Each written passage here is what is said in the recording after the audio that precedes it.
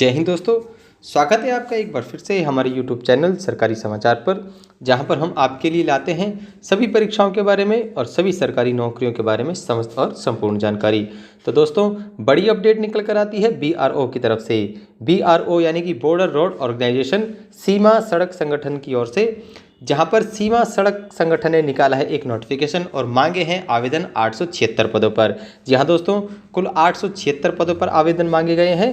तो क्या है इस नोटिफिकेशन में, कितने पद हैं, क्या है एज का क्राइटेरिया, क्या है सिलेक्शन प्रोसेस, क्या रहती है एप्लीकेशन फीस, बताते हैं आपको विस्तार से। बने रहिए हमारे साथ इस वीडियो में अंत तक। दोस्तों, अगर आपको यह वीडियो पसंद आती है इसे लाइक कीजिए, अपने दोस्तों में शेयर कीजिए और अगर आप इस चैनल पर नए हैं तो प्लीज़ इसे सब्सक्राइब करना ना भूलें। तो चलिए दोस्तों, बात करते हैं नोटिफिकेशन के बारे में। रक्षा मंत्रालय के अंतर्गत आने वाले सीमा सड़क संगठन ने स्टोर कीपर और मल्टी स्किल वर्कर के पदों का नोटिफिकेशन जारी कर दिया है। इसके तहत मल्टी स्किल वर्कर के कुल 499 पद रखे गए हैं और स्टोर कीपर टेक्निकल के कुल 377 पद यहां पर रखे गए हैं। दोस्तों, इसके लिए आवेदन शुरू हो चुके हैं 28 मई 2022 से और आवेदन की अंतिम तिथि यहां पर रखी गई है 11 जुलाई 2022 तक। तो दोस्तों, अगर आप इस फॉर्म के लिए अप्लाई करना चाहते हैं तो 11 जुलाई से पहले आप आवेदन कर सकते हैं। दोस्तों, आवेदन का मोड ऑफलाइन रखा गया है, ऑनलाइन आवेदन स्वीकार नहीं किए जाएंगे।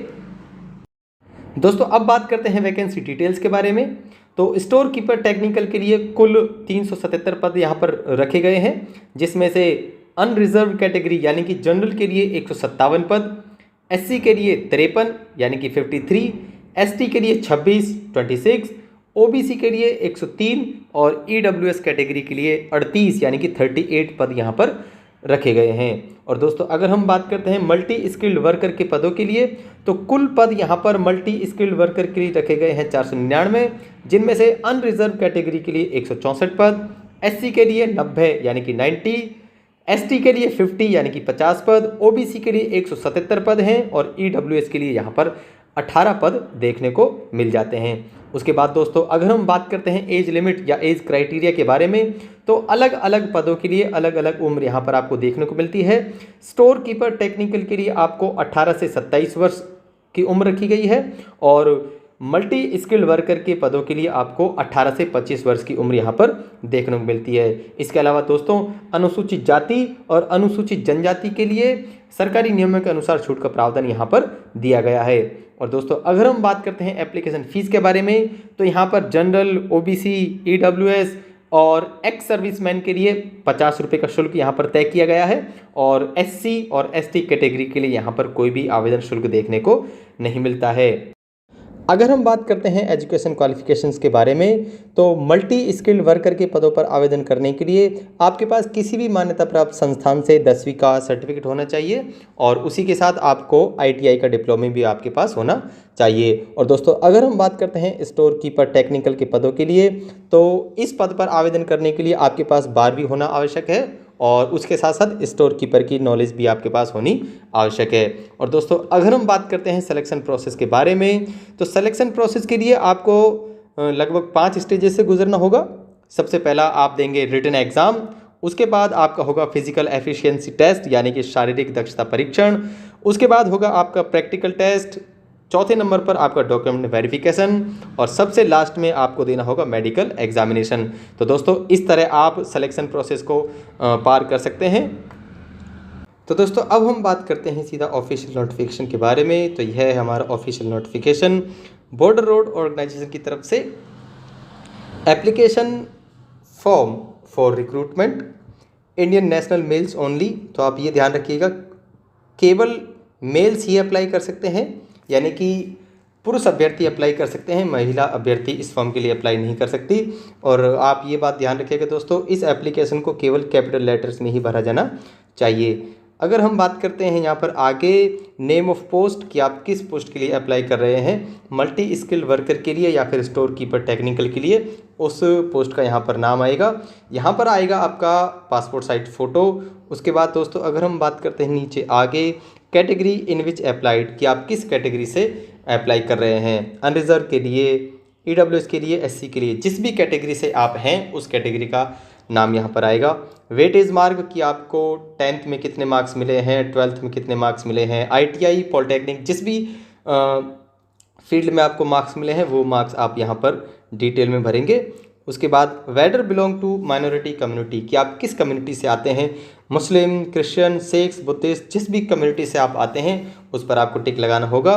उसके बाद दोस्तों whether belong to economically weaker section, कि आप अगर EWS कैटेगरी से आते हैं तो आप उसके लिए यस कीजिए, अगर नहीं आते तो नो कीजिए। उसके बाद नेम ऑफ कैंडिडेट, आपका यहाँ पर नाम आएगा वो भी in capital letters. Father's name, date of birth आपकी क्या है, आपका परमानेंट एड्रेस यहाँ पर आपको फिल करना है।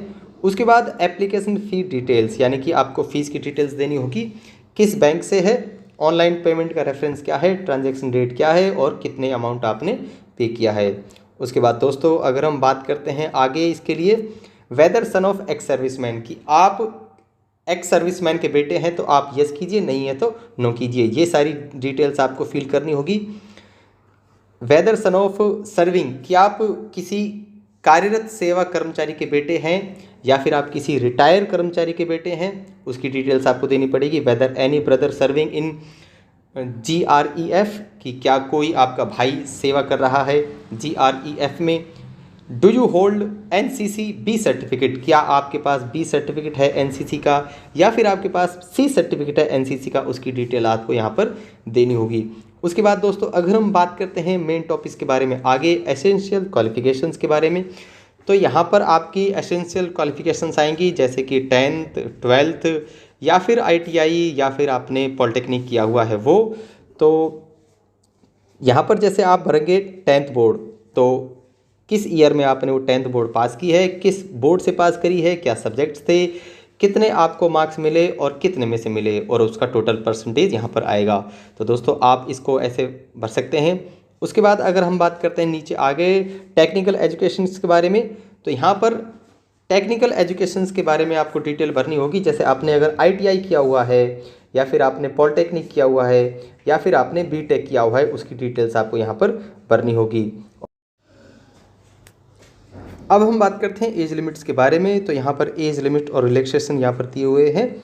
स्टोर कीपर टेक्निकल के लिए आपकी उम्र 18 और 27 से 20 होनी चाहिए।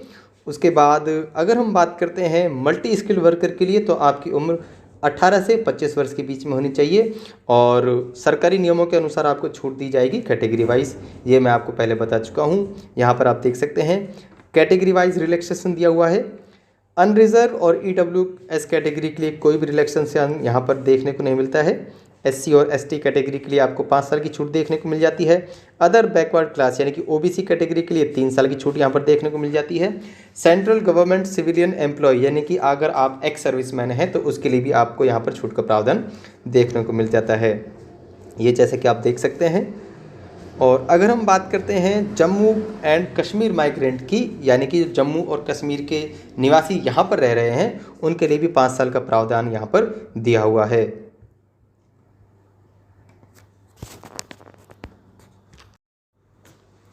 अब हम बात करते हैं एप्लीकेशन फ़ीस के बारे में, तो आप देख सकते हैं application fees not refundable fees है ये दोस्तों, कि आपको रिफंड नहीं मिलेगा। Candidates must pay the application fee non refundable directly through online URL, यानी कि आप ऑनलाइन पे कर सकते हैं।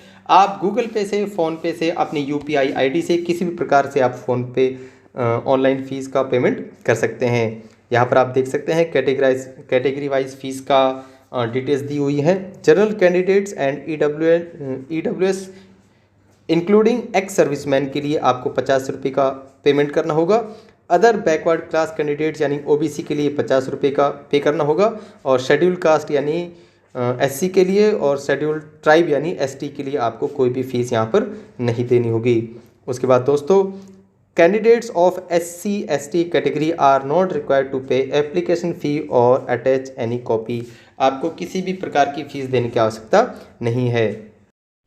तो दोस्तों ये थी इस नोटिफिकेशन के बारे में महत्वपूर्ण जानकारी जो मैंने आपको दी। अब मिलते हैं दोस्तों एक नई जानकारी के साथ अगली वीडियो में, तब तक के लिए जय हिंद जय भारत।